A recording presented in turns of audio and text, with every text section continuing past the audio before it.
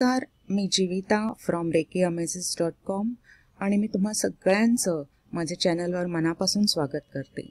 आणि जर तुम्ही या चॅनलवर नवीन असाल तर सबस्क्राईब आणि बेल आयकॉनला क्लिक करायला विसरू नका, ज्यामुळे माझ्या येणाऱ्या नवीन सगळ्या व्हिडिओचं नोटिफिकेशन सगळ्यात पहिल्यांदा तुम्हाला मिळेल.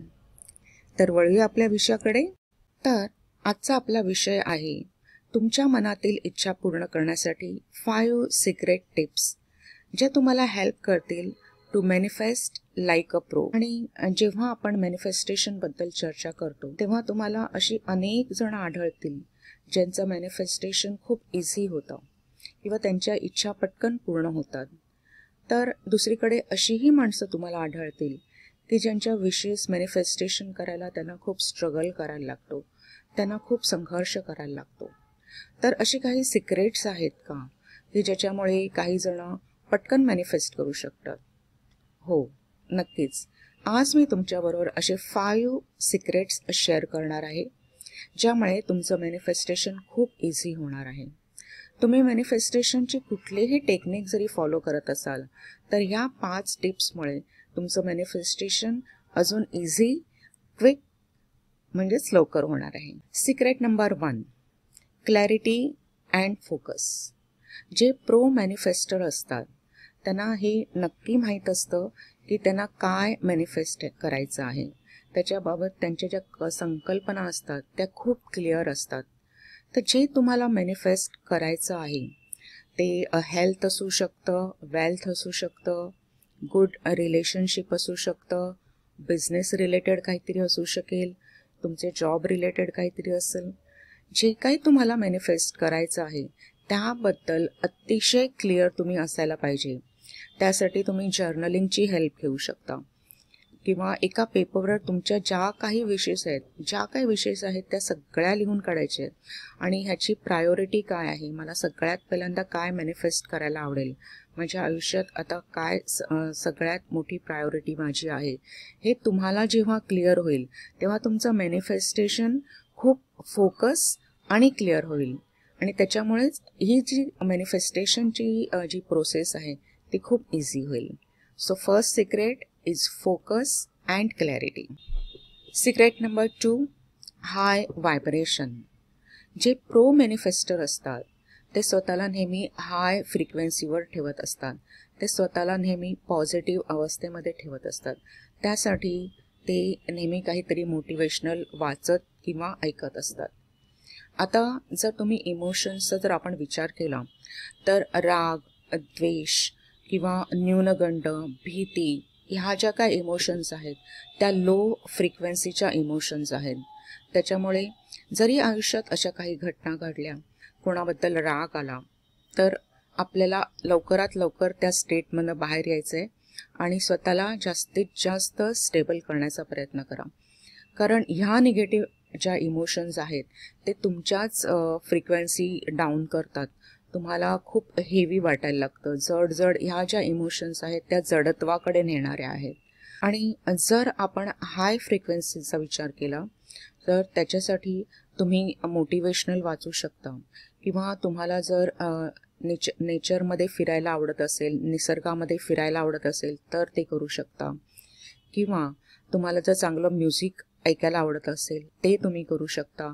तुम्हाला ड्रॉइंग आवडत असेल, पेंटिंग आवडत असेल, तुमच्या ज्या हॉबीज आहेत ज्याच्यामुळे तुम्हाला आनंद मिळतो अशा गोष्टी तुम्ही फॉलो करा. कारण तुम्ही जर आनंदी राहिलात तर आपोआपच तुमची जी फ्रिक्वेन्सी आहे, तुमचं जे व्हायब्रेशन आहे ते वाढत राहणार आहे. आणि सगळ्यात महत्त्वाचं म्हणजे जास्तीत जास्त आनंदी राहण्याचा प्रयत्न करा.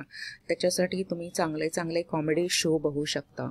आनंदी स्थितीमध्ये आल्यामुळे तुमची जी फ्रिक्वेन्सी आहे ती सुद्धा हाय होत जाते. आणि ह्या हाय फ्रिक्वेन्सीमध्ये जेव्हा तुम्ही जास्तीत जास्त वेळ राहता, दिवसभरामध्ये जास्तीत जास्त जेव्हा तुम्ही आनंदी राहता, तेव्हा हळूहळू तुम्ही बघाल की तुमची हेल्थ पण सुधारत जाईल आणि तुमची वेल्थ पण सुधारत जाईल. आणि ह्या स्थितीमध्ये मॅनिफेस्टेशन करणं खूप सोपं असतं. So secret number 2 is good vibes, high frequency. Secret number 3 is let go and release. जेव्हा आपण काहीही मॅनिफेस्ट करण्याचा प्रयत्न करत असतो, तेव्हा युनिव्हर्सला सांगा, ओके, ही माझी इच्छा आहे, मला हे मॅनिफेस्ट करायचं आहे. आणि त्याच्यानंतर लेट गो अँड रिलीज. आणि जे काय प्रोसेस आहे त्याच्यावरती विश्वास ठेवा की हे युनिव्हर्स तुमची इच्छा नक्की पूर्ण करणार आहे. ह्याच्यासाठी मी तुम्हाला एक गोष्ट सांगते. आपण जेव्हा रेस्टॉरंटमध्ये जातो किंवा हॉटेलमध्ये जातो आणि आपण काहीही ऑर्डर करतो, डिश ऑर्डर करतो आणि त्याच्यानंतर आपण रिलॅक्स असतो. आपल्याला माहिती असतं की आता मी ऑर्डर दिलेली आहे आणि थोड्या वेळाने ती माझी ऑर्डर पूर्ण होणार आहे आणि तो शेफ जे आहे ते मी जे काही मागवलं आहे, मी ज्या काही डिशेस मागवल्या आहेत, खाद्यपदार्थ मागवलेले आहेत, ते थोड्या वेळाने मला मिळणार आहेत. तर त्याचप्रमाणे जेव्हा आपण एखादी गोष्ट युनिव्हर्सकडे मागतो तेव्हा त्याच्यावर विश्वास ठेवा की ही गोष्ट मला मिळणार आहे. आता आपण एखादी गोष्ट हॉटेलमध्ये ऑर्डर केल्यावर आपण त्या शेफच्या मागे किचनमध्ये जातो का बघायला की हा माझी डिश बनवते का, हा मी सांगितलं आहे ते डिश तो तयार करतोय का, की तो नाही तयार करत आहे का, तो इतका वेळ लागतोय. आपण कधी हॉटेलमध्ये जाऊन त्याच्या किचनमध्ये डोकावतो का? नाही ना. कारण आपल्याला पूर्ण ट्रस्ट असतं की जेव्हा मी एखादी ऑर्डर प्लेस केलेली आहे तर ती मला मिळणारच आहे. त्याचप्रमाणे जेव्हा आपण मॅनिफेस्ट करतो तेव्हा माझी इच्छा का पूर्ण होत नाही आहे, ह्याला इतका वेळ का लागतोय, ह्या अशा गोष्टीमुळे आपली एन्झायटी वाढते. आणि जसं मी मगाशी म्हणाले, हे जे आपली फ्रिक्वेन्सी आहे ती हळूहळू डाऊन करत जातं आणि आपलं मॅनिफेस्टेशन त्यामुळे डिले होतं. तुम्ही एखादी गोष्ट जर युनिव्हर्सकडे मागितलेली आहे तर ती नक्की पूर्ण होणार आहे, ह्याच्यावरती ट्रस्ट ठेवा. Let go and release. This is the third secret. Secret number 4 it's take inspired action. जेव्हा आपण काही मॅनिफेस्ट करण्याचा प्रयत्न करत असतो, आपण युनिव्हर्सला आपली इच्छा सांगतो आणि मॅनिफेस्ट करण्याचा प्रयत्न करत असतो, तेव्हा युनिव्हर्स आपल्याला डेफिनेटली काही साईन देत असतो. आपल्याला काहीतरी इंट्युशनली कळतं, आपल्याला काहीतरी संकेत मिळतात आणि ते संकेत मिळाल्यानंतर त्याच्यावरती आवश्यक ती कृती करणं आवश्यक आहे. असं नाही की मी आता मॅनिफेस्ट करते काहीतरी, मग आता मी युनिव्हर्सला सांगितलं म्हणजे मी काय करायचं नाही आहे. किंवा आपण जसं मराठीत म्हणतो की असेल हरी तर देईल खाटल्यावरी.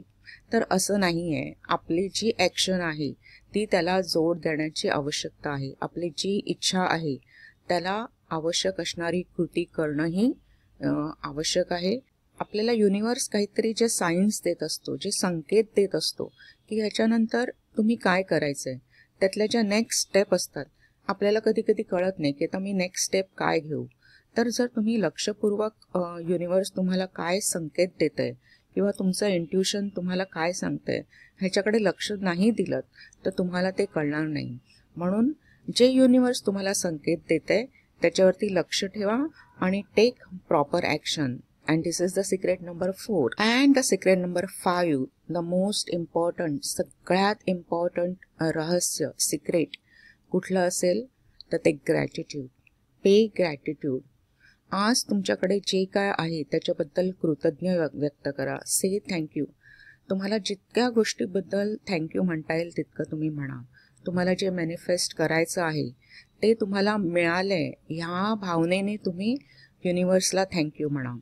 त्याचबरोबर तुमच्या लाईफमध्ये जे काय आहे त्याच्याबद्दल थँक्यू म्हणा की thank you for my family, thank you for my children, thank you for my beautiful wife किंवा हजबंड.